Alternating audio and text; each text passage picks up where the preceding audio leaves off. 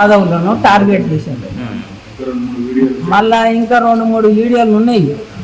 ఏది ఎస్సీలను మైనార్టీలను అన్నవి కూడా ఉన్నాయి. అవి అవి వాళ్ళు రిలీజ్ చేయలే. వాళ్ళు ఎప్పుడు చేస్తారో తెలియదు నాకు. అట్లా ఎప్పుడైనా కానీ తిట్టడం అనేది ఆయనకి ఆనవాదికి వస్తుందండి. మళ్ళా వాళ్ళ పిల్లగాడు మా పిల్లగాడు చదువుకున్నారు. వాళ్ళు క్లాస్మేట్లు వాళ్ళు కలిసి మాట్లాడుకుంటారు. మీ కూడళ్ళము నేను ఎవరితో దుష్మన్ ఉన్నాం, మేము ఎవరితో దుష్మన్ లేము మేము. వింటున్నాను. వీడు నేను 30 ఏళ్ళు వస్తుంది జెండా మోసినట్టుండు. ఆడు 30 ఏళ్ళు వస్తుంది జెండా మోసి ఎవరివి మన్సరాబాద్ ఏరియాలో ఒక డివిజన్లో నాన్న ఏమైనా పీకిండాడు. ఇప్పుడు ఏమైనా పీకెడు ఉందాడు గెలిచి. నేను కార్పొరేటర్గా నేను నామినేషన్ వేస్తే నాకు గుర్తింపు వచ్చినాక మన సుధీర్ రెడ్డి గారు మా ఎమ్మెల్యే గారు శ్రీధర్ బాబుని తోలుకొని నా ఇంట్లో కూర్చుండి నన్ను బతిలాడి విడ్డ్రా చేపిస్తే చేయమంటే నేను శ్రీధర్ బాబు గారి ముఖం చూసి నేను విడ్డ్రా అయినా. ఒక మంత్రి నా ఇంటికి వచ్చాడు కదా, విలువ ఇవ్వాలి కదా అని నేను అలా విడ్డ్రా అయినా. నేను విడ్డ్రా అయితే పైసకు అమ్ముడు పోయేటోళ్ళమ్మా. ఆయన దగ్గర నేను 5 రూపాయలు తీసుకున్నాను. కట్టలు తీసుకొని మధుయాక్షిని ఓడగొట్టిన గాడిది వాడు. మధుయాక్షి పైసలు ఇస్తే ఎవరికి ఇవ్వకుండా చిన్న గాడిది వాడు. నన్ను అట్లా అనుకుంటారా బిడ్డ? నేను ఏనాడు పార్టీలోకి వచ్చి నేను సంపాదించిన ఆస్తి కాదు. నేను ఏడ కూడా ఏ ఎమ్మెల్యే అయినా కానీ ఈశ్వరక్క పైసలు తిన్నది అంటే నేను అందరి ముంగడ నా శిరసు వంచి నేను మళ్ళీ రాజకీయానికే రాజీనామా చేసి నేను ఇంట్లో కూర్చుంటే గర్వంగా బిడ్డ ఇక్కడ ఉన్నది. ఎవరన్నా అంటే అక్క పైసలు ఇచ్చినాం తిన్నా అంటే అలా 4 కోసేసి కూర్చుంటాయి ఇంట్లో. ఇంట్లో కూర్చో ఇంట్లో రా బిడ్డ. నేను అంత శరంగాల బిడ్డను. మా జాతిలో పుట్టినందుకు నేను శరస్త్రాలను వాళ్ళ లెక్క నేను దిగజారి బతకలేను నేను చెప్తున్నా. ఇక మీరు ఏమన్నా పార్టీ నుంచి ఏమైనా సస్పెండ్ చేయాలని చెప్పేసి కోరుతున్నారు ఏమన్నా అధిష్టానాన్ని? ఇక వాళ్ళకు నా ధర్మం ప్రకారంగా నేను ఇచ్చిన ఏ నిర్ణయం తీసుకున్నా అధిష్టానం తీసుకుంటారు. మీరేమైనా నిర్ణయం తీసుకుంటారా మరి? అంటే ఆయన పైన చర్యలు తీసుకోకున్నట్టు అయితే యాదవ బిడ్డకి ఆపద వచ్చింది, యాదవ బిడ్డని తిట్టింది కాబట్టి ఇంత యాదవ సోదరులంతా కూడా మీకు మద్దతు, బీసీ సంఘాల నుంచి కూడా చాలా మంది మద్దతు సంఘాలు. ముఖ్యమంత్రి కూడా రెడ్డే, ఉన్నటువంటి వ్యక్తి కూడా రెడ్డే. ఆయన పైన చర్యలు తీసుకుంటారు అన్నటువంటి నమ్మకం ఉన్నదా? ముఖ్యమంత్రి గారు తీసుకుంటారు ఆయన పైన చర్యలు? పార్టీ నేను చెప్పినా కదా బిడ్డ, ఊరికే రిపీట్ చేయకూడదు. ఇప్పుడు పార్టీకి నేను అధిష్టానానికి ఇచ్చిన పార్టీ అమ్మకు గుర్తించి ఇచ్చింది టెంపుల్. మీనాక్షి నటరాజన్ చేసిన, మల్లు రవికి చేసిన, మహేష్ కుమార్ గౌడ్కి చేసిన, మధుయాక్షి చేసిన, చెల్లం నరసింహారెడ్డికి కూడా. ఆయన ఇప్పుడు ఏమంటున్నాడు అంటే ఆ వాయిస్ నాది కాదు, ఎవరు క్రియేట్ చేసి పెట్టింది ఆడంటే మీరెట్లా నమ్ముతారు బిడ్డ? మీకు నేను చెప్పంత మనిషిని కాదు. ఎంతమందిని మీరు చూస్తలేరు, వయసులు చూస్తలేరు. వయసు ఆందా కాదా అది పరీక్ష చేయరు బిడ్డ. మీరు మంచిలే. వ్యక్తిగత కక్షలు ఏమైనా రాజకీయ కక్షలు మాకు ఏనాడు లేదు. ఎందుకని మిమ్మల్ని టార్గెట్ చేసినారు? అంటే నా మందని బయటికి తెస్తున్నాని అదే టార్గెట్ చేసాను. ఇంకేం టార్గెట్ లేదు. అలా తాతలు ముత్తాతలు సంది మేము అందరం కలిసిమెలిసే ఉన్నాము. అలా నాయనమ్మలు మేము కలిసిమెలిసే ఉన్నాము. ఒక్క ఇంట్లో తిన్నట్టే ఉన్నాము. ఇక వానికి మధ్యన ఆదివాసుల పాపం తగ్గి అని పైస ఎక్కువయ్యి ఆడు ఈ రకంగా బల్పు మాటలు మాట్లాడుతున్నాడు. మాకు అసలు మందిరం మించే జాతి కాదు మాది. మేము కబ్జాలు పెట్టే జాతి కాదు మాది. ఆక్వైల్ చేసే జాతి కాదు కానీ మాది. అవన్నీ అలాగ నడుస్తాయి కాబట్టి ఆడు ఏదైనా మాట్లాడగలుగుతాడు.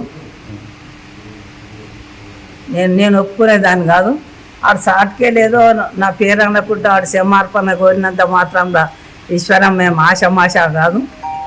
నేను కాదు. అధిష్టానం ఏ నిర్ణయం తీసుకుంటే దానికి నేను కట్టుబడి ఉంటాను. ఇప్పుడు ఇద్దరు ఒకటే పార్టీలో ఉన్నారు. క్షమించేటువంటి పరిస్థితి లేదా ఈశ్వరమ్మ గారు? ఎవరు?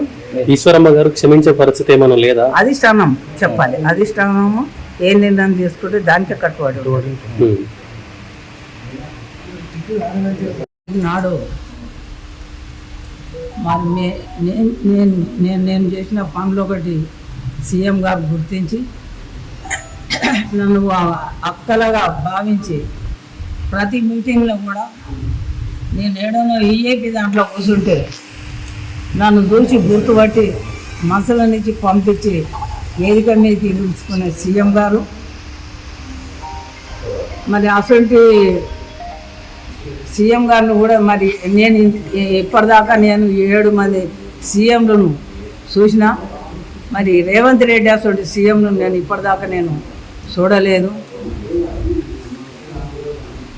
మరి ఆయన ఎంపీగా నిలబడ్డప్పుడు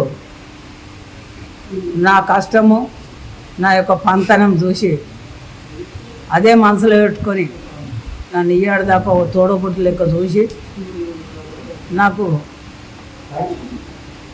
నేను ఎన్నో గుళ్ళోకి చేసిన అనుభవం ఉన్నది కాబట్టి ఇవాళ యాదగిరిగుట్ట బోర్డు నంబర్గా నాకు ఆ చిన్న పోస్ట్ అయినా ఇచ్చినా కానీ నేను ప్రత్యేకంగా సీఎం గారికి ధన్యవాదాలు చెప్తున్నా. మరి ఆడ నేను ప్రమాణ స్వీకారం చేసి మేము ఇంటికి 7 గంటలకు వచ్చినాం. నా జనాభా మరి ఎవరికి రానంత జనాభా నాకు తండాలుగా అక్కడ కూడా రావడం జరిగింది. మరి ఏమి బాధ అయిందో ఏమి కష్టం వచ్చిందో అది మాత్రం తెలియదు. మేము అలసిపోయే ఉన్నాము. పొద్దుగాల లేచేటాకల్లా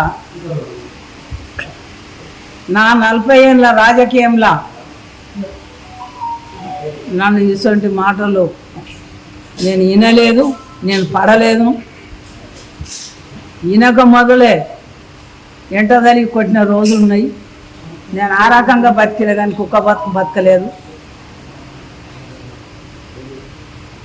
మా జాతి యాదవ జాతి మాది, శ్రీకృష్ణ వంశంలో పుట్టిన జాతి మాది.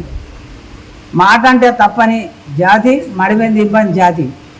ఎవరికైతే మాట ఇచ్చినామో ఇయ్యాడు దాకా కూడా అదే మాట మీద వాళ్ళకే సేవ చేసినాం. కానీ నా వాళ్ళకు అవకాశం రాలేదు, ఇక్కడ వాళ్ళకు నేను చేయలేదు.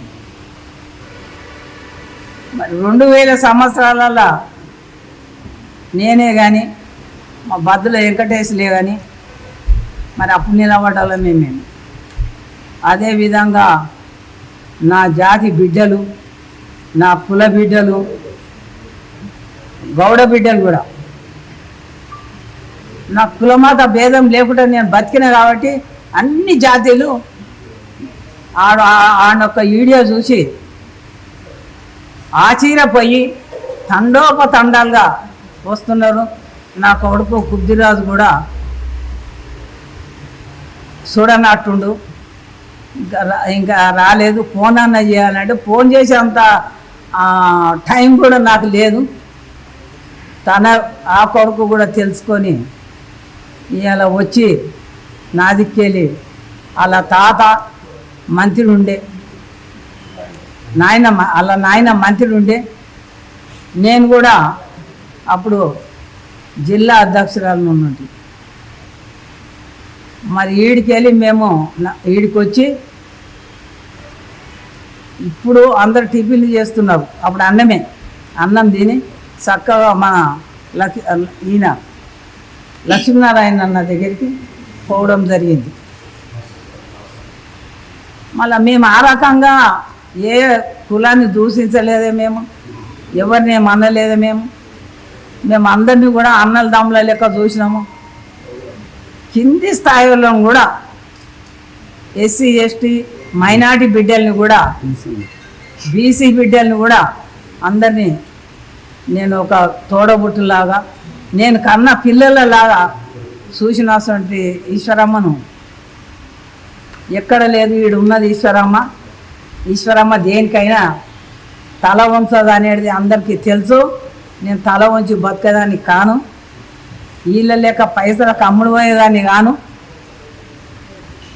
ఆ రకంగా నా పిల్లలకు అందరికి ఎరక కాబట్టి వాళ్ళు కూడా వీడియోలో మాట్లాడేందుకు మా అమ్మని ఇట్లా అంటారా అని వాళ్ళు తెలుసుకొని వచ్చిన మా తమ్ముడు వెంకటేశ్వర గారికి, అదేవిధంగా నల్లగొండకి వెళ్ళి కొడుకులు 3 దినాల సంది అలా పనులు విడిచిపెట్టుకొని మరి గోవర్ధన్ గారే కానీ మన సుధాకర్ గారే కానీ నా కొడుకు కుద్దిరాజు ఇంకా ముందు ఎదిగి ఎంతోమందిని తయారు చేయాలి బిడ్డ నువ్వు కూడా. మరి నా కొడుకు ఎంలయ్య గౌడ్ కానీ మా మరిది జగదీష్ యాదవ్, మా అల్లుడు రఘు గారు, శేఖరు, నేను పెంచిన కొడుకులు కాబట్టి మరి వీళ్ళందరూ రమేష్ గారు మరి అందరూ అలా పేరున కొడుక మీ అమ్మ దిక్కేది మీరు కూడా బాధలు ఉన్నందుకు మీకు నా సిరుగు నమస్కారం ఇస్తున్నాను. ఆ బిడ్డల అలా మీరు మంచిగా ఉండరు, మీరు ఎవరికి తలకాయంతో కూడా బతుకుదని మీరు ముందుకు మీ అమ్మ లెక్క పేరు మీరు తెస్తారని మేము కోరుకుంటున్నాం. మాట్లాడమని నా కొడుకు పృథ్వీరాజు గారు యాదవ్ గారు అన్నందుకు నేను మాట్లాడుతున్నా. ఒక్కొక్కసారి అనుకోకుండానే నా కడుపులోకి వెళ్ళి బాధ అవుతుంది బిడ్డ. ఇప్పుడు పృథ్వీరాజు మాట్లాడాలని నేను కోరుకుంటున్నాను. మీరు అధిష్టానానికి ఏమైనా చెప్పిన పిసిసి గారికి ఏమైనా